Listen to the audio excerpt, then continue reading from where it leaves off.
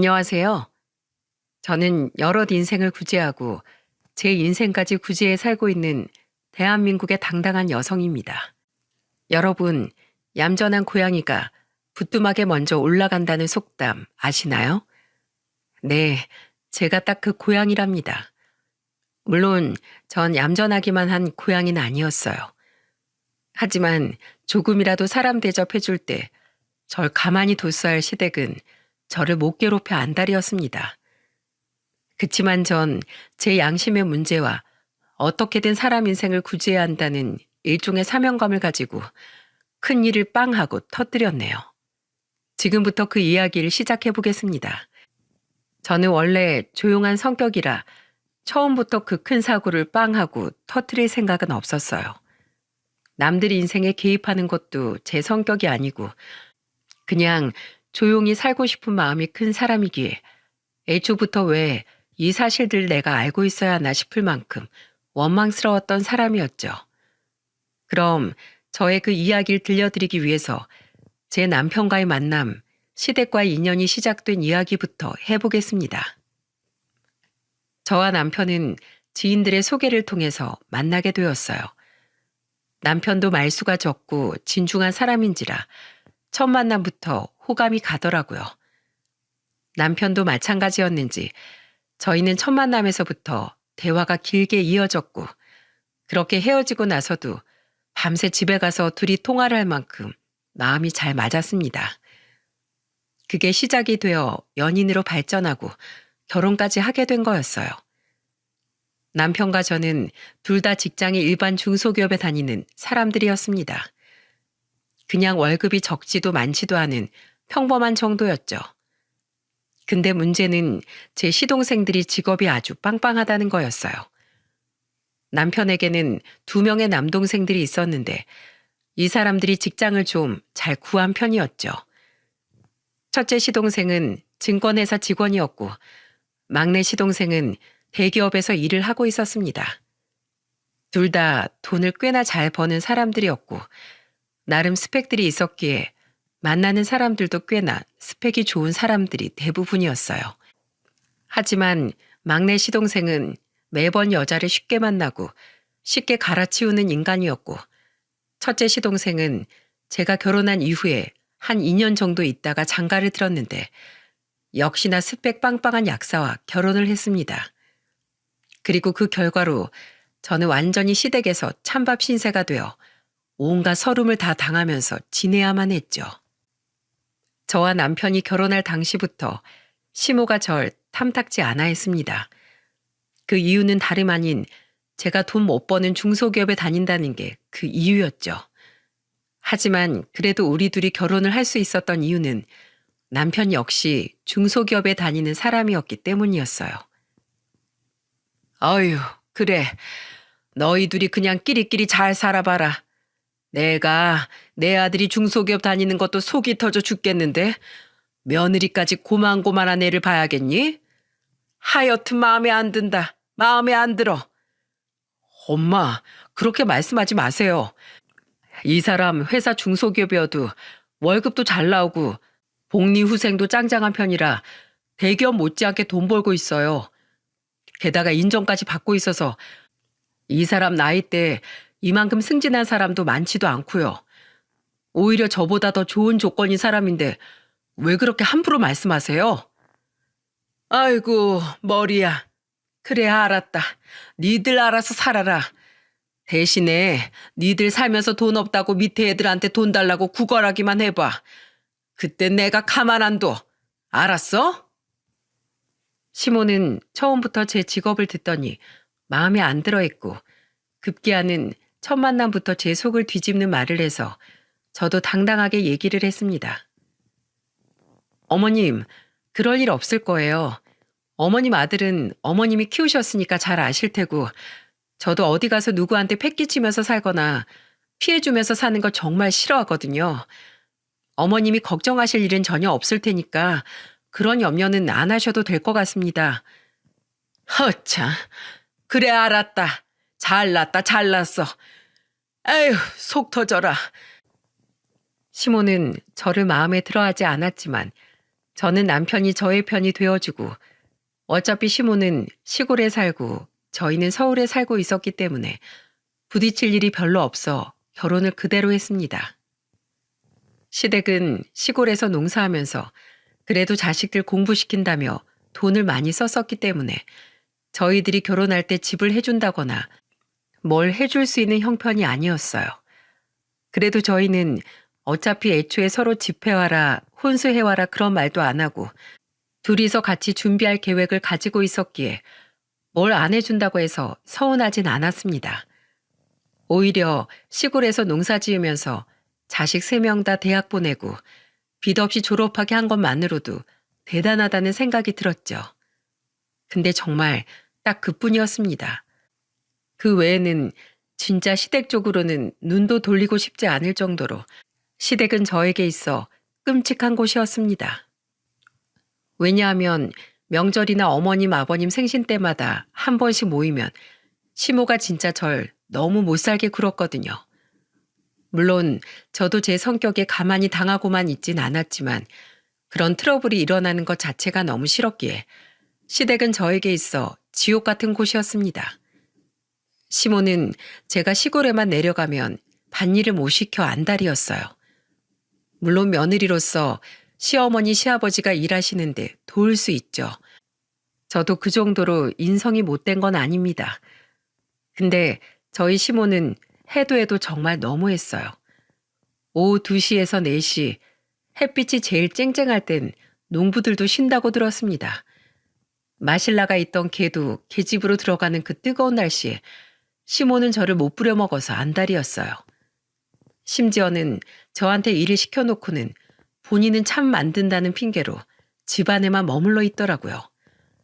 몇 번이나 명절이나 시골에 일이 있어 내려갈 때마다 힘들게 밭일을 해왔고 기어이 사건이 터져버리고 만 그날 그때 당시도 시부생신이라 내려간 저희를 시모는 보자마자 가방을 풀기도 전에 말을 했습니다. 예미야, 얼른 방에 들어가서 작업복으로 갈아입고 나와라. 밭에 잡초가 아주 말도 못해. 그거 오늘 해지기 전까지 얼른 다 뽑아야 되니까 당장 나가서 좀 뽑아라. 난 너네 들어오면 줄 참이라도 만들고 있으마. 네, 어머님. 그래도 저는 그때까지만 해도 시부모의 일이라면 며느리로서 도와야 한다는 생각이 있었기에 군말 없이 밭으로 나갔어요. 시댁집 문을 열고 거실에 들어서자마자 말을 한 거였기 때문에 저와 남편은 함께 자리에 제대로 앉아보지도 못한 채로 그대로 밭으로 나가 일을 했습니다. 그때가 오후 1시쯤이었는데 그 당시가 8월 중순이었으니 한창 날씨가 뜨거웠을 때였죠. 역시나 1~2시간 정도 일을 하고 나니까 갑자기 머리가 팽그르르 돌더니 현기증이 확 나더라고요. 일하는 내내 땡볕이 너무 힘들다는 느낌이 있었는데 결국엔 더위를 먹은 건지 살짝 정신이 혼미해지면서 제 온몸에 힘이 빠져나가는 듯 했습니다. 여기에서 더 일을 했다간 제가 쓰러질 것 같아 남편한테 얘기해 시댁으로 돌아갔죠. 근데 여기에서 일이 터져버리고야 말았습니다. 시모는 생각보다 제가 일찍 들어온 걸 보면서 한 소리 하기 시작했죠. 예미야, 너 왜 벌써 들어오냐? 아, 엄마, 와이프가 갑자기 탈진이 오는지 몸을 못 가눠서요. 지금 밖이 너무 뜨거워서 일할 수 있을 상황이 아니에요. 이 사람 밖에서 일 더 했다간 쓰러지게 생겼어. 그래서 내가 들어가자고 하고선 데리고 온 거예요. 말할 기운도 없는 절 대신에 남편이 말을 해주었고 전 이만큼 설명드렸으면 되겠지 싶어 인사만 드리고 잠깐 들어가 쉴 생각이었습니다. 근데 남편의 말 뒤로 들려오는 시모의 소리는 절 그대로 경악하게 만들었죠. 뭐? 아니, 젊은 애가 탈진은 무슨 탈진이야? 야, 너보다 나이 많은 우리도 나가서 다 일해. 그러고도 탈진 한 번 안 왔었다고? 너 지금 일하기 싫어서 꾀병 부리냐? 어? 아니, 하기 싫으면 하기 싫다고 하면 될 것이지. 뭘 그렇게 비겁하고 치사스럽게 아픈 척을 하고 앉아있어? 그것도 내 아들 꼬드겨서 말이야. 아유, 정말 마음에 안 들어서 원. 오늘까지 잡초 다 뽑아야 한다고 했니, 안 했니? 그것들이 영양분 죄다 빨아먹어서 농사 망치면 네가 책임질 거야? 어? 걱정 어린 소린 바라지도 않았지만 그래도 이렇게까지 호통을 칠 줄은 몰랐기에 저는 너무나 당황스러웠습니다. 그리고 누가 봐도 입술까지 펄해져 얼굴에 창백한 끼가 도는 사람 앞에서 꾀병이니 뭐니 책임지니 많이 하는 그 말이 너무나 경악스러워 전 참으면 안 되겠다 싶어서 바로 말을 했어요. 어머님, 말씀이 너무 지나치시네요. 지금 누가 봐도 제 얼굴 창백한 거 안 보이세요? 어머님 눈엔 제 얼굴이 정상으로 보이세요? 제가 지금까진 진짜 그래도 며느리라 좀 참아봤는데요. 오늘은 도저히 안 되겠네요. 어머님 진짜 너무하세요. 제가 시댁에 올 때마다 한번 살갑게 대해주시길 했어요. 아니면 절 며느리로서 존중해 주시길 했어요. 오자마자 맨날 밭일 혼자 다 시키시고 어머님은 새참 만든다고 하시면서 하루 종일 집안에 계시면서 아무것도 안 하셨잖아요. 새참 만든다고 하시는 분이 언제 한번 새참을 내주신 적은 있으세요? 집에 들어오면 TV 틀어놓고 마냥 누워 계시잖아요. 그리고 지금 어머님 밖에 한번 나가보세요. 사람이 일하다가 쓰러져도 안 이상할 날씨예요. 제가 오죽하면 들어왔을까요? 오죽하면. 어머니 그러시는 거 아니에요. 저도요. 저희 엄마 아빠한테 귀한 딸이라고요. 저는 정말 온몸에 힘이 다 빠진 상태였는데도 불구하고 억울함이 솟구쳐 있는 힘껏 따지게 되던 거 있죠. 그리고 저의 반항에 시모는 적잖이 당황한 듯 했습니다. 근데 지기 싫은 마음이 더 컸는지 오히려 더 크게 성질을 내더라고요. 야야, 안 죽어, 안 죽는다고. 그까짓 거 쓰러지는 게 뭔 대수라고 그렇게 말이 많아? 넌 네 귀한 자식 대접만 받고 싶고 네 부모 공경하는 건 죽어도 싫으냐? 어? 그럼 네 시애미 시애비가 이 더운 날에 나가서 잡초 뽑고 있으리? 그 말이 아니잖아요. 어머님 아버님도 힘든 거 저도 똑같이 힘들다고요. 이 날씨엔 장정이 나가서 일해도 힘든 날씨예요. 농사 지으시는 분이 그 정도는 이미 다 알고 계시잖아요. 저 앞으로는 이렇게 부당한 대접 받으면선 일 안 하겠습니다. 저도 앞으로는 저를 좀 아껴야겠어요. 안 그러면 시댁에서 밭일하다 죽은 귀신 될 것 같네요. 오늘은 아버님 생신 축하해드리려고 온 거니까 선물만 전해드리고 갈게요. 그리고 몸이 안 좋아서 더는 여기 못 있을 것 같아요. 이만 가보겠습니다. 저는 대들다시피 시모에게 말하고는 그 자리를 박차고 나와버렸어요. 뒤따라 남편도 절 따라서 나왔고 시모는 마당까지 따라 나와서는 막 제 뒤통수에 대고 욕을 하더라고요. 하지만 그것도 아랑곳하지 않고는 그대로 나와버렸습니다. 한번 그렇게 속에 있는 말을 하고 나니까 그제서야 숨통이 트이더라고요. 역시 사람이 할 말은 하고 살아야겠다 싶은 걸 그때 느끼게 되었죠. 그 이후부터는 시댁에 가서도 저는 할 말 다 하면서 살았습니다. 하지만 시모는 나아지질 않았어요. 오히려 더 심해졌죠. 시모의 시댁살이가 더 심해진 건 첫째 동서가 들어왔을 때부터였습니다. 제가 결혼하고 나서 얼마 안 되어 동서가 결혼을 하겠다고 집에 인사를 왔는데 저는 시모의 얼굴에 그렇게 환한 미소가 있는지 그때 처음 알았지 뭐예요. 어머나, 우리 며느리 약사라고 그랬지? 아유, 훌륭하네, 훌륭해. 부모님이 참 잘 키우셨어. 약사 되는 게 그렇게 어렵다던데 어떻게 그 어려운 걸 했어? 너무 기특하구나. 아니에요, 어머님. 과찬이세요. 시모는 자신의 둘째 며느리가 아주 예뻐 죽겠다는 듯 말을 하더라고요. 그러면서 저한테는 하는 소리가 뭔 줄 아시나요? 예, 넌 거기 멀뚱히 서서 뭐하니?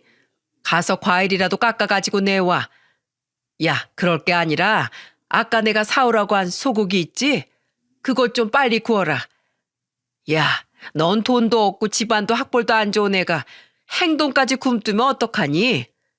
하여간에 없는 애들이 못 빼어먹어서 사람 이렇게 답답하게 한다니까. 라고 하는 거예요. 저는 나는 마음에 안 들어하고 동서는 마음에 들어하는 건 참아도 절 무시하고 우리 집안을 무시하는 건 못 참겠더라고요. 그래서 그날이 동서와의 첫 만남이었음에도 불구하고 또 한 번 대판 성질을 부렸습니다. 어머님, 제가요. 이제 새로 들어오는 동서 앞에서 저 부려먹는 것까진 참아도요. 우리 집안 무시하고 이렇게 업신여기시는 건 못 참겠네요. 저 미안하게 됐어요. 앞으로 우리 한 식구 돼서 얼굴 자주 볼 텐데 내가 좀 못 볼 꼴을 보이네요. 근데 그쪽도 조심하세요. 집안에 돈 없고 학벌 안 되고 직장 수준 떨어지면 바로 하녀 취급 당할 수 있으니까 약사 직업 꼭 잘 지키세요. 아셨죠? 안 그럼 내 꼴 납니다. 어머님, 이 좋은 날, 전 오늘도 더는 시댁에 못 있겠네요. 어머님이 좋아하시는 둘째 며느리랑 어디 좋은 시간 보내세요. 전 빠져드릴게요. 라고 이야기하고는 남편과 함께 나와버렸습니다. 당시 예비동서는 당황하는 눈초리를 보였지만 예비동서 앞에서 구겨진 자존심이 더 중요했기에 그쪽에 대한 예의를 차릴 만큼의 정신은 없었습니다. 그리고 그날부터 시모의 차별은 점점 더 심해졌고 전 날이 갈수록 시댁과는 거리를 두고 생활을 해야 했습니다. 예비동서는 그래도 좀 개념이 있는 사람인지 시모가 아무리 절 차별을 해도 저를 하대하거나 무시한다거나 그런 일은 없었어요. 근데 거기에서 또 문제는 바로 시동생들이었죠. 사실 남편의 형제 중에서 정상은 저희 남편밖에 없었어요. 그중 제일 개차반은 막내 시동생이었는데 둘째 시동생은 그래도 회사 다니면서 성실하게는 살고 있었지만 문제는 한 번씩 사고를 턱턱 친다는 거였죠. 아무래도 증권회사에 다니기 때문에 이리저리 투자에 대한 유혹이 많은 듯 하더라고요. 그래도 사고 쳐도 혼자 치고 혼자 수습했기에 저한테 오는 피해는 없었습니다. 근데 저도 모르는 새 피해를 입은 사실이 드러나게 되었어요. 저도 전혀 몰랐던 사실인데 남편이 어느 날 엄청 고민스러운 표정으로 저한테 말을 걸더라고요. 무슨 일인가 싶어서 물었더니 그때 저는 남편의 말을 듣자마자 이 말을 탁 짚을 수밖에 없었습니다. 왜냐하면 남편이 저도 모르게 시동생한테 돈을 빌려줬었던 게 아니겠어요? 여보, 내가 진짜 미안한데 둘째가 돈을 좀 빌려달라고 해서 얼마 전에 좀 빌려줬어. 뭐? 얼마나 빌려줬는데? 그게 5천만 원 정도 돼. 뭐라고? 5천만 원? 아니 당신 설마 우리 적금 만기된 것들 모아놓은 거 건드렸니? 둘째 자식이 하도 급하다고 회사에서 자기가 사고를 하나 쳤는데 그걸 돈으로 안 메꾸면 회사에서도 잘리고 신고까지 당해서 감방 들어갈 수 있다고 하더라고. 뭐 감방까지는 안 가더라도 자칫하다간 벌금 물 수도 있다고 하는데 그렇게 되도록 둘 수가 없잖아. 그래서 빌려줬어. 근데 딱 석 달만 쓰고 준다고 해서 난 당신 몰래 쓰고 다시 돌려놓으려고 했는데 이 녀석이 지금 벌써 5개월이 지났는데도 안 줘서 말이야. 여보, 내가 진짜 미안해. 내가 진짜 책임지고 받을게. 정말이야. 당신 미쳤어? 그 돈이 어떤 돈인데 그걸 턱하니 내줘. 진짜 내가 당신 때문에 진짜 못 살아. 미안해. 근데 이거 재수 씨도 몰라. 재수 씨 임신하고 있어서 이 사실 알면 난리 날 거라고 꼭 비밀로 해달라고 해서 말 못했어. 내가 이 문제는 어떻게든 해결할 테니까 당신도 날 좀 믿고 기다려주고 재수 씨한테만큼은 제발 말하지 말아줘. 알았지? 미안해 진짜. 저는 남편의 말을 들으면서 속이 터지는 줄 알았습니다. 하지만 어쩌겠어요. 이미 엎질러진 물인 것을. 저는 당시 임신하고 있던 동서를 위해서라도 우선은 비밀로 하고 바로 시동생에게 전화를 해서 따졌습니다. 근데 역시나 이 사람은 갚는다고 하더니만 계속해서 미루더라고요. 안 되겠어서 더 전화를 해서 뭐라고 했더니 글쎄 저는 분명 시동생에게 전화를 했는데 그 전화를 시모가 받는 게 아니겠어요? 그때가 주말이었는데 둘째 시동생 내가 그날은 시골에 내려가 있었나 보더라고요. 근데 그렇다 하더라도 제가 건 전화를 시모가 받았다는 게 좀 어이가 없었죠. 근데 시모가 전화 받는 것까진 그렇다 치더라도 그 뒤에 이어지는 말이 저를 더 황당하게 만들었습니다. 야, 너 왜 내 둘째 아들한테 전화해? 너 지금 돈 독촉하려고 전화했지? 내가 다 들었어. 야, 네가 사채업자야 뭐야? 조폭도 아니고 왜 자꾸 전화해선 돈 갚으라고 난리냐고. 너 나한테 신고당해 볼래? 어? 불법 추심으로 나한테 신고당해 볼 테냐고. 어머님, 돈 5천만 원 빌려가 놓고 갚기로 약속한 날짜가 한참 지났는데도 입 싹 닫고 있는 사람한테 제가 그럼 가만히 있어야 하나요? 생각을 해보세요. 무려 5천만 원이라고요. 그 돈이 저희한테 얼마나 큰 돈인지 아세요? 이게 뭐야. 그러니까 그 쥐꼬리만한 월급 받으면서 사니 고작 5천만 원에 벌벌 떨지. 너 그깟 5천만 원 우리 둘째가 마음만 먹으면 금방 벌어. 알어? 그때 딱 갚을 테니까 잔말 말고 기다리고 있어. 시모는 그 뒤로 전화를 확 끊어버렸습니다. 정말이지 이 황당한 상황에 제가 뭘 어떻게 해야 하나 순간 고민이 되더라고요. 바로 가서 시댁에서 깽판을 칠까도 생각했지만 그래도 가족이기에 전 한 번 더 참아주기로 했습니다. 그리고 다시 한번 시동생과 이야기해서 정확한 날짜를 약속받아야겠다고 다짐을 했었죠. 그렇게 때를 보고 있던 중에 이번엔 그 망나니 같은 막내 시동생이 결혼을 하고 싶다며 여자를 데리고 왔더라고요. 근데 참 거기에서는 대책이 없어도 너무 없었습니다. 사실 시동생에게는 아주 크나큰 비밀이 하나 있었어요. 그건 누구한테도 떳떳하게 말 못할 아주 큰 비밀이었죠. 근데 역시나 새 예비 동서에게도 전혀 말을 하지 않았나 보더군요. 새 예비 동서는 싹싹한 게 제가 봐도 예쁘고 사랑스러웠습니다. 그리고 막내 시동생보다도 무려 7살이나 어린 여자였어요. 한창 20대 중반의 나이에 명문대 나오고 대기업 식품회사에 취직해서 다니고 있으니 얼마나 또 시모가 좋아했겠습니까? 이번에도 다 같이 모인 자리에서 시모는 절 차별하더라고요. 정말 너무 괘씸했지만 그래도 전 이 동서라면 막 나가는 우리 시동생 인생을 구제해 줄 수 있지 않을까 싶어서 엄청난 비밀을 알고 있는데도 불구하고 우선은 말하지 않고 참았죠. 근데 이 시모와 시동생이 숨긴 건 그 엄청난 비밀 말고도 또 있었습니다. 그건 바로 시동생의 직업이었죠. 아니, 직장은 속인 게 아니었어요. 다만 그 직장을 정규직으로 다니고 있는지 계약직으로 다니고 있는지 그걸 제대로 말하지 않고 숨겼더라고요. 새로 들어올 예비동서와 온 식구들이 모여 밥을 먹던 날 시모는 좋아 죽겠다는 듯이 말하더군요. 아유, 우리 막내 며느린 서울에 있는 최고 좋은 대학 나왔다고? 거기 나와서 식품회사에서 식품연구원 한다고 했지? 참 대단해, 우리 며느리. 하여튼 우리 가족 중에 오게티는 딱 하나야, 딱 하나. 이제 바꿀 수도 없으니 원. 그래도 내가 우리 둘째랑 막내 보면 든든하다, 든든해. 역시나 절 비꼬는 걸 멈추지 않는 시모를 보면서 기가 찼습니다. 근데 그래도 저는 시댁 가족들 생각해서 좀 참아보려고 했어요. 그리고 막내 동서도 애가 바르게 잘 컸는지 저한테 함부로 대하지 않길래 이번만큼은 좀 조용히 넘어가자 싶어서 그냥 무시하고 그날을 잘 보냈죠. 하지만 시모는 절 가만두질 않았어요. 저는 다른 것도 아니고 절 끝까지 무시하고 까내리는 시모를 보면서 도저히 참아줄 수 없다는 생각을 했고 그 뒤로 시모에게 제대로 골탕을 먹여주게 된 사건이 발생하고 말았습니다. 그때는 명절날이었어요.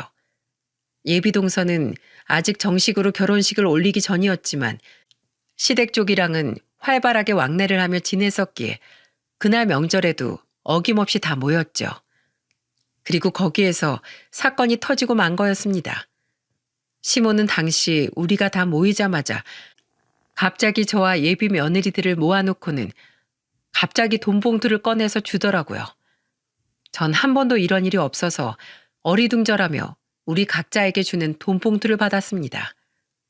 그리고 그 안에 보니까 50만 원이 들어가 있는 게 아니겠어요? 저는 거기에서 웬일로 용돈을 주셨나 싶어 정말 놀랐습니다. 그리고 드디어 시모가 좀 사람이 바뀌었나 싶었죠. 하지만 바뀌긴 무슨, 그건 절대적인 저의 착각이었고 바로 뒤에 이어져 나온 둘째 동서의 말에 저는 제 귀를 의심할 수밖에 없었습니다. 어머님, 무슨 용돈을 100만 원씩이나 주세요. 아우, 이 돈봉투 두꺼운 것 좀 봐. 어머님이 무슨 돈이 있으셔서 저희한테 이렇게 큰 용돈을 주세요. 어머, 형님, 그걸 벌써 세보셨어요? 우와, 진짜 100만 원이네. 진짜 어머님 짱! 감사히 잘 쓰겠습니다. 동서들은 하나같이 다 100만 원씩 받았다며 좋아하면서 난리가 났어요. 저도 100만 원이나 준 게 믿기지 않아서 돈 봉투를 확인하는 순간 제 귀를 때리는 시모의 말을 듣고는 비참함에 자리를 박차고 나갈 뻔했습니다. 예, 넌 또 뭘 세보니? 넌 셀 것도 없어. 너한테 들어있는 건 50만 원이다. 넌 그거 받는 것도 감지덕지인 줄 알아. 우리 두 며느리들은 다 내 기쁨이고 내 자랑이라 얼마 줘도 안 아까운데 넌 진짜 그 50만 원 넣는 것도 아깝더라. 그래도 꼴에 너도 내 며느리라고 이렇게 명절마다 찾아오는데 얼마라도 지어주어야 하지 않겠니? 그러니까 넌 거기에서 만족해라. 그리고 넌 돈 받았으면 얼른 작업복 갈아입고 나와서 밭에 좀 나가봐라. 가서 밭 좀 일구어야 하니까 곡괭이 들고 나가서 밭 좀 매. 저는 기가 찼습니다. 아무리 제가 마음에 안 들어도 그렇지 사람 면전에다 대고 이렇게 차별하고 이렇게 무시를 할 수 있는 건가요? 전 아무리 생각해도 시모의 행동이 정상이 아닌 것 같더라고요. 그래서 말했죠. 어머님, 죄송하지만 저 못하겠는데요. 이 두 동서들은 집안에 가만히 있고 저만 나가나요? 한동안 밭일 안 시키시더니 또 시작이시네요. 저 밭일 얼마든지 할 수 있지만 이렇게 사람 대접 못 받으면서까진 하고 싶지 않습니다. 그리고 받아도 이 사람들보다 돈은 제가 더 많이 받아야 하는 거 아닌가요? 솔직히 말해서 이 두 사람이 여기 와서 집안일 얼마나 하고 어머니께 뭐 얼마나 잘했나요? 저도 더 주세요. 50만 원. 뭐야? 야, 아니 무슨 너한텐 그지근성이라도 있니? 아예 안 줄 걸 줬으면 고맙습니다 하고 넙죽 받고 감지덕지 할 것이지. 야, 그리고 네 팔자에 무슨 사람 대접이야, 사람 대접은. 네 분수에 맞게 살아. 넌 그냥 평생 일할 팔자야. 아니다. 너 이참에 그냥 그 가짜는 회사 때려치우고 아예 시골 내려와서 밭일이나 해라. 그게 낫다 넌. 그게 오히려 우리 집안에 도움되는 길이라고. 말 다 하셨어요? 어머님, 지금 저한테 아주 후회할 행동하고 계시는 거예요. 어머님 지금 뭘 믿고 그렇게 절 함부로 대하세요? 지렁이도요, 밟으면 꿈틀하는 법이에요. 야, 네가 지렁이라는 소리냐 그럼? 어디 꿈틀대 봐라 그럼. 네가 꿈틀대기도 전에 내가 널 한순간에 훅 가게 할 수 있어. 왜 이래? 시모는 끝까지 적반하장으로 나왔습니다. 전 여기에서 도무지 참을 수가 없더라고요.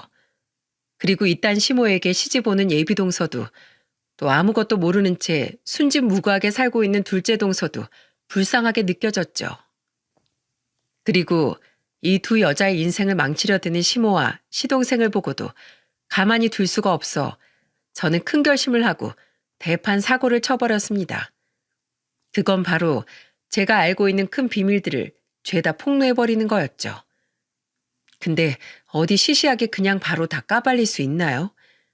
전 제가 알고 있는 키를 10분 활용해서 그동안 마음고생했던 걸 싹 다 풀어버렸답니다. 어머님, 저보고 지금 꿈틀 해보라고 하셨죠? 좋아요. 지렁이가 꿈틀거리면 얼마나 무서운지 알려드릴게요. 그리고 어머님은 저 한순간에 훅 가게 할 능력도 없으시잖아요. 오히려 그 능력은 저한테 있는 것 같은데 그걸 너무 잊고 계시네요. 뭐야? 야, 너 대체 무슨 꿍꿍이야? 무슨 꿍꿍이냐고. 어머나, 꿍꿍이라뇨? 이건 꿍꿍이가 아니고 제가 알고 있는 사실을 그냥 우리 불쌍한 동서들한테 좀 말해줘야 할 것 같아서 하는 소리인 거예요. 아휴, 우리 불쌍한 동서들. 야, 야, 얘네가 왜 불쌍해? 뭐가 불쌍해? 뭐가 불쌍하냐고요? 그건 들어보면 아시겠네요. 먼저 우리 첫째 동서부터. 우리 첫째 동서는 알고 있나 모르겠네.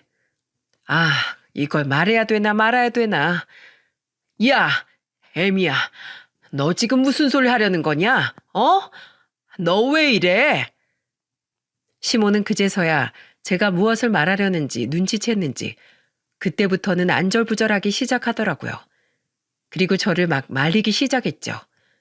하지만 이미 제 말이 동서의 귀에 들어갔기 때문에 동서는 저한테 막 물어봤습니다.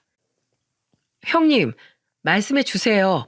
제가 뭘 알고 있어야 하는 건데요. 어머님, 저 들어야겠어요. 도대체 제가 알아야 하는 일 중에 저만 모르고 두 분은 아는 얘기가 뭐가 있는 건데요. 동서, 너무 흥분하지 마. 나랑 어머니만 알고 있는 건 아니고 동서 남편이랑 우리 남편도 다 알고 있는 내용이니까. 어머나, 그럼 동서만 지금 모르고 있는 게 되는 건가? 어머나 세상에. 이거 알고 보면 우리 동서가 알아야 하는 건데 말이야. 네? 형님, 그러지 말고 빨리 말씀해 주세요. 도대체 무슨 일인데 그러세요? 동서가 절 재촉하기 시작하니 그제서야 시모도 그렇고 시동생도 난리가 났습니다. 형수, 진짜 왜 이래요? 내가 준다고 했잖아요. 그깟 돈 준다는데 왜 이래요? 네, 준다고 말만 했지 진짜 줬어요? 줬냐고요? 동서, 서방님이 내 남편한테서 5천만 원 빌려갔어. 그것도 회사 돈 메꾼다고 가지고 갔는데 3개월만 쓰고 준다던 사람이 지금 1년이 다 되는데도 안 주고 있네? 이거에 대해서 어떻게 생각해? 동서 아무것도 모르고 있었지? 이거 동서한테 절대 비밀로 해달라고 아주 신신당부라는데 이거 동서도 알아야 하지 않겠어? 나 같으면 열받아서 이딴 인간 가만 안 둬. 마누라 몰래 사고 쳐서는 지 형님한테 5천만 원 빌리고는 입 싹 닫고 이게 어디 말이나 되냐고. 네? 그게 사실이에요? 당신 정말 그랬어? 정말로 형님네한테 5천만 원 빌렸냐고. 아니 그게 아니라 금방 갚으려고 했어. 진짜야. 동서와 시동생은 이 문제로 싸우기 시작했고 전 옆에서 그걸 지켜보고 있었습니다. 근데 진짜 웃긴 게 시모가 이 둘을 말려야겠다는 생각으로 움직인 것 같긴 한데 완전히 제 무덤 제가 파는 꼴로 빅 웃음을 한번 터지게 해주더라고요. 예, 그만해라. 지금 얘가 내 돈도 못 갖고 있는데 지네 형수 돈 갚을 여력이나 됐겠니? 어? 그러니까 너무 노여워하지 마라. 얘가 아직 내 돈도 못 갚았어. 그래서 지금 아무한테도 돈을 못 주고 있는 거라고. 네? 이 사람이 어머님한테도 돈을 빌렸다고요? 어머나, 내가 지금 무슨 소리를. 아니, 그게 말이다. 아이, 엄마, 그걸 말해버리면 어떡해요? 진짜 내가 엄마 때문에 못 살아. 그걸 갑자기 왜 말하는 거야? 아이고야, 내가 지금 무슨 말을 한 거냐? 시모는 우습게도 시동생이 자신한테 돈을 빌린 것까지 다 말을 해버린 거였습니다. 거기에 동서는 더 화가 나서 시동생에게 마구 쏴붙였어요. 야, 너 진짜 도대체 돈을 얼마나 빌린 거야? 너 설마 또 투자했니? 너 회사도 메꾼다는 거 다 거짓말이지. 너 지난번에도 투자 하나 잘못해서 돈 다 날렸잖아. 우리 돈 날린 것도 모자라서 어머님이랑 형님네 돈까지 날려먹어? 나가 죽어 이 인간아. 나가 죽으라고. 저는 이 난리통을 보면서 역시나 철딱선이 없는 시동생을 보며 혀를 끌끌 찰 수밖에 없었습니다. 하지만 거기에서 더 끝낼 수가 없었어요. 왜냐하면 진짜가 남아있었거든요. 이거야말로 제가 말을 꼭 해줘야지만 한 사람의 인생을 구할 수 있었기에 이야기를 하기로 결심했죠. 한창 소란스러운 틈을 타서 저는 또 목소리를 키웠습니다. 어머니, 여기에서 끝이 아니잖아요? 이건 아무래도 세 발의 피죠. 자, 이제 우리 막내 동서한테 한번 얘기를 해볼까? 이건 우리 막내 동서가 꼭 좀 알아야 하는 건데. 야, 너 진짜 그만 좀 해라. 왜 이래 정말? 너 미쳤어? 미치다뇨. 이 사실을 숨기고 있는 인간들이 더 나빠요, 어머님. 동서, 지금 우리 막내 도련님 대기업 정규직으로 알고 있지? 네, 아닌가요? 설마 그것도 거짓말이에요? 대기업 다니고 있는 건 맞아. 근데 정규직이 아니고 계약직. 그것도 지금 재계약 간당간당하지 않나? 모르겠네. 하여튼 절대 정규직은 아니야. 동서 잘 결정해.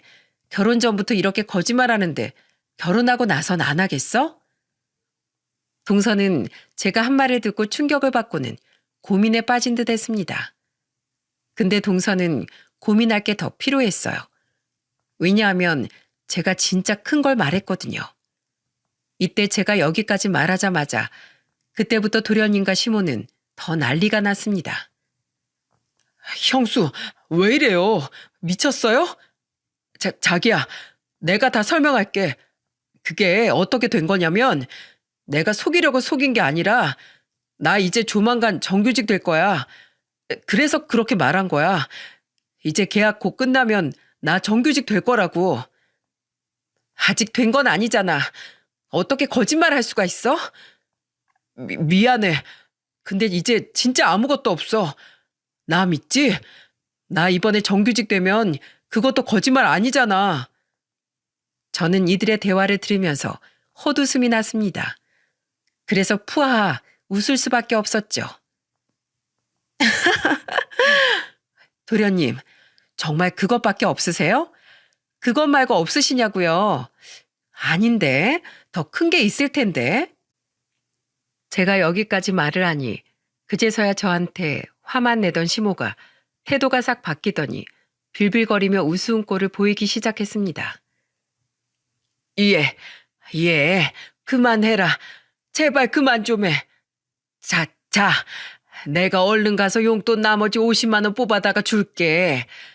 아유, 네가 그동안 반일하고 생일마다 용돈 챙겨주고 그랬는데 내가 그걸 까먹었네. 미안하다, 아가. 자, 나랑 같이 나갈까? 내가 당장 가서 용돈 뽑아다가 줄게. 응? 그만하고. 어머님, 제가 지금 그깟 50만 원 때문에 그러는 것 같으세요? 저요, 이대로 사람 대접 못 받으면서 못 살아요. 그리고 동서들도 알 건 알아야죠. 동서들 여기에서는 어머님한테 그저 며느리일 뿐이지만 자기 친정 가면 귀하디 귀한 딸이에요. 그 귀한 자식들이 인생을 다 망칠 셈이세요? 전 꼭 말해야겠어요. 이야, 그럼 내 아들들은 어쩌라고? 어머님 아들 살리자고 남의 자식을 죽여요? 어떻게 그렇게 이기적이세요? 제가 결심을 돌릴 틈이 없어 보이자 이번에 시모는 자기 첫째 아들을 공략했습니다. 이야, 네가 좀 애미 말려봐라. 쟤 왜 저러냐? 아니 갑자기 왜 저래? 네가 좀 빨리 말려봐. 엄마, 그쯤 하세요. 저 사람 말 다 맞아요. 대체 어디까지 숨길 생각이셨어요? 언제까지 말씀 안 하실 생각이었냐고요? 손으로 하늘을 가려보세요. 가려지나. 여보, 말해. 이건 말해야 돼. 저 막내 재수 씨 꼭 들으셔야 합니다. 결혼 전에 아셔야 할 게 있어요. 이거 잘 듣고 결혼할지 말지 판단하세요. 남편은 아주 든든하게 제 편이 되어주었고 저는 남편을 의지하고 당차게 말했습니다. 동서는 동서 예비 남편에 대해 어디까지 알고 있다고 생각해? 얼마나 알고 있다고 생각하고 있는 거야? 이야, 그만해. 제발 그것만은 말하지 마라. 제발. 제가 운을 띄우자 시모는 더 길길이 날뛰면서 흥분했습니다. 근데 이미 절 막을 순 없었어요. 왜냐하면 이때부터는 동서가 들고 나섰거든요. 아니에요, 어머님. 저 들어야겠어요. 지금 대기업 정규직이라고 속인 것도 어이없는데 이것 말고도 또 거짓말한 게 있다고요? 뭐예요? 그게 대체 뭐냐고요? 저 알아야겠어요. 당장 말씀해 주세요. 동서, 도련님한테 애 있는 거 알아? 막내 도련님한테 애 있어, 애. 네? 뭐라고요? 애가 있다고요? 세상에, 애가 있다뇨? 제가 여기까지 말을 뱉어버리자 시모는 망연자실한 채로 그대로 주저앉았습니다. 그리고 막내 도련님이 길길이 날뛰기 시작했죠. 형수, 진짜 왜 이래요? 내 인생 망치려고 작정했습니까? 예? 그리고 그 애가 내 애라는 거, 그거 확실하지도 않은 건데 왜 근거 없는 소리를 내뱉어요? 예? 확실하지 않다뇨. 도련님 자식 맞잖아요. 진짜 끝까지 나쁜 놈이시네요. 오빠, 진짜야? 애라니, 애라니. 그게 무슨 소리야 대체. 제대로 설명해. 아니, 그게 전에 만났던 여자친구가 있었는데 임신을 했다는 거야. 근데 그게 내 자식인지 아닌지 어떻게 아냐고. 그리고 애 낳기도 전 헤어졌어. 진짜야. 지금은 연락도 안 돼. 도련님, 말은 똑바로 하세요. 연락도 안 되는 게 아니라 도련님 일방적으로 연락을 피하는 거겠죠. 얼마 전에 저한테 연락 왔었어요. 도련님도 어머님도 연락이 안 된다고. 그 여자도 집안 가난하다고 어머님이 결혼 전부터 얼마나 갈구셨어요. 근데 임신해서 어쩔 수 없이 결혼시키려고 하셨죠? 근데 도련님이 그것도 싫다면서 뻥 차버렸잖아요. 그 대신 양육비 준다는 조건으로 헤어져 줬는데 지금까지 양육비 한 번 주고 말았다면서요? 오죽하면 애 낳고 몇 개월을 미혼모 센터에서 지냈대요. 양심에 안 찔리세요? 네? 어떻게 사람이 그렇게 뻔뻔해요? 오죽 힘들었으면 나한테 다 연락을 했을까? 제가 너무 불쌍해서 그날 300만 원 보내줬다고요. 아세요? 제발 정신 똑바로 차리고 인생 제대로 사세요. 제가 모든 사실을 다 말해버리자 동서는 놀란 눈이 더 커져 토끼 눈이 되어버렸습니다. 그리고는 정말 상상하지도 못할 행동을 했죠. 그건 바로 시동생의 뺨을 때려버리는 거였어요. 짝! 이 파렴치한 같은... 야, 네가 지금 그러고도 나랑 결혼을 하려고 했어? 이 나쁜 놈아. 너랑은 끝이야. 이 시간 이후로 나한테 한 번만 더 연락해봐. 너네 가족들 죄다 사기죄로 내가 몽땅 고소해버릴 거니까. 동서는 그 자리에서 말을 하고는 집에서 나가버렸습니다. 정말이지 모든 것이 다 초토화가 된 상황이었어요. 시부는 이 한심한 상황에 밖에 나가 담배만 피고 계셨고 첫째 동서가 시집 오기 전에 일어난 일이라 막내 도련님의 이 사실에 대해선 전혀 모르고 있었기 때문에 충격을 받은 표정이었죠. 시모도 망연자실해서는 바닥에 널브러져 앉아 있었습니다. 그리고 그 모든 상황이 벌어진 이후에 막내 도련님은 예비 막내 동서가 집을 나가자마자 표정이 무섭게 돌변하더니 저에게 막 돌진을 하더라고요. 하지만 저한테 끝까지 올 수는 없었습니다. 왜냐하면 그대로 남편이 막아섰거든요. 야, 그만해라. 네가 잘못 살아낸 걸 왜 내 마누라한테 분풀이하려고 해? 내 마누라가 말 안 했으면 내가 말했을 거야. 너 그 전 여자친구 인생 그렇게 망쳐놓고 또 누구 인생을 망치려고 그러는 거야? 이쯤에서 끝난 거 감사히 여겨. 그리고 내 마누라 털끝 하나만 건드려봐. 내가 너 가만 안 둬. 제 남편이 키도 크고 덩치도 컸기에 막내 도련님은 거기에서 그대로 깨갱할 수밖에 없었습니다. 하지만 분은 안 풀리는지 온 집안 물건을 다 던져버리고는 집 밖으로 나가버리더라고요. 그리고 그 상태를 보면서 저는 마지막으로 시모에게 말했죠. 어머님, 저 원망하지 마세요. 알아야 할 걸 모두가 다 안 것뿐이에요. 막내 도련님, 전 예비동서, 저한테 연락하기 전에 어머니께 먼저 연락했다면서요. 여기에 찾아오기까지 했다던데. 근데 어머님은 그 애기 들고 있는 사람을 문전박대하고 찬물을 뿌려서 내쫓으셨다면서요. 어떻게 그러세요? 어쩜 그렇게 나쁘시냐고요. 정말로 어머니 그러시는 거 아니에요. 제가 노여우셔도 어쩔 수 없습니다. 저 여기 시댁 오는 거 끔찍해도 우리 남편이 그나마 내 편이라서 살 수 있었던 거였어요. 근데 저 두 사람은요. 돈 없고 직장 없어져 버리면 어머님한테 그대로 찬밥 신세 될 텐데 그때도 저 남자들이 자기 와이프 편 들어줄까요? 아니요. 전 절대로 그렇게 생각 안 해요. 지금도 이렇게 자기 살겠다고 와이프건 여자친구건 죄다 속이고 사는 사람들인데 제대로 편 들어줄 리가요. 전 오히려 제가 잘했다고 생각합니다. 저 두 사람 인생 구제했다고 생각해요. 그러니 저 원망스러우셔도 어쩔 수 없어요. 그리고 저 여기 2번 다시는 안 와요. 저 사람 취급 사람 대접조차 안 해주는 곳 저도 더는 싫습니다. 전 아무런 말도 못하고 있는 시모를 두고 나와버렸어요. 그 뒤로 저는 시댁엔 한 번도 가질 않았죠. 제가 지금까지 시모에게 받은 상처가 컸기 때문에 더는 가고 싶지 않았어요. 하지만 두 동서들은 지금까지도 연락을 하면서 지내고 있네요.